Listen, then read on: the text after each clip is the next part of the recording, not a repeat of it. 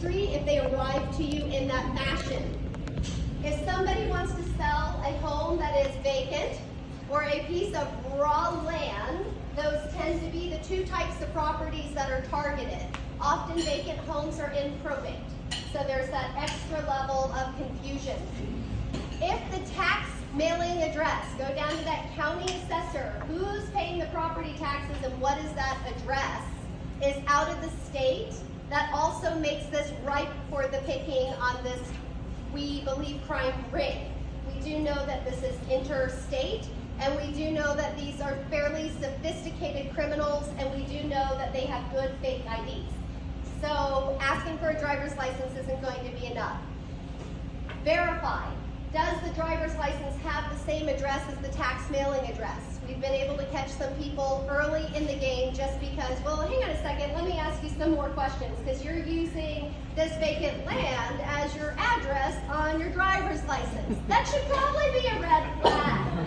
But in this industry, we don't currently have a statute that requires you to even ask for identification when you're listing a home. If you did not sell that land or sell that house to that person and you don't personally know them, or your aunt or uncle didn't refer them to you, please start asking for ID, because 5 cases this week that actually made it to the department, and when I spoke to those brokers, they each had additional cases that they had squashed inside the brokerage itself.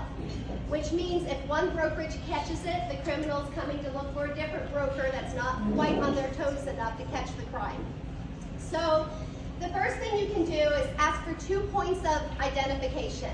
Hey, you have to do it to use the landfill. Make them do it to, so that they can't steal somebody's land, right? Yeah, can you show me a water bill?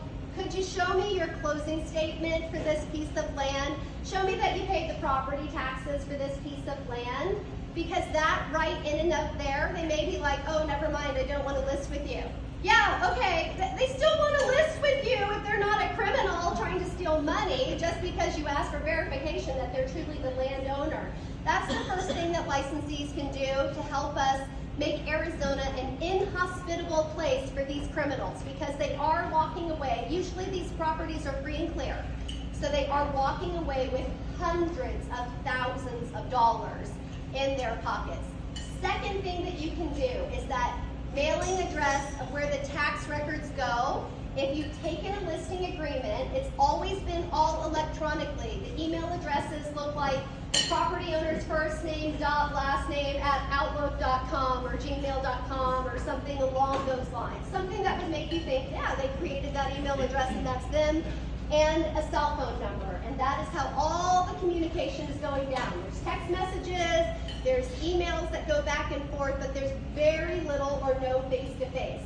Where there was face-to-face, let's just say if you're in some city and a house is in probate and you meet with a person and you get access to the house, but they're afraid to come into the house and nothing matches, like the pictures and the person and things don't match, pay attention to the red flags. Because ultimately, licensees are spending your money, your time, and they're burning your reputation. Because you don't want the newspapers splashed with, this house was stolen and this real estate agent helped make it happen. You don't want that to happen. You want to show that you took precautions. Mail your listing agreement to the address on record at the county for taxes. It was a pleasure texting with you, chatting with you, emailing with you. I look forward to selling your land in Buckeye. Here's a copy of your listing agreement, because that person who lives in Illinois that gets a hold of that is probably going to contact you, especially if you drop in your business card or all your information's on the last page of that listing agreement and say, who are you? And I'm not selling my land in Buckeye. And now you can stop it before it closes escrow. So regulatory-wise, I have a meeting that's being set up with the Secretary of State. Unfortunately, too many of these things have already closed escrow. You want to make sure that you talk to your title insurance provider and that the title insurance policy is going to protect your clients against deed fraud in case it ever happens to them. One criminal was caught because the notarization happened in California. California requires the thumbprint for deeds. So if you're going to have a deed notarized, they require a thumbprint.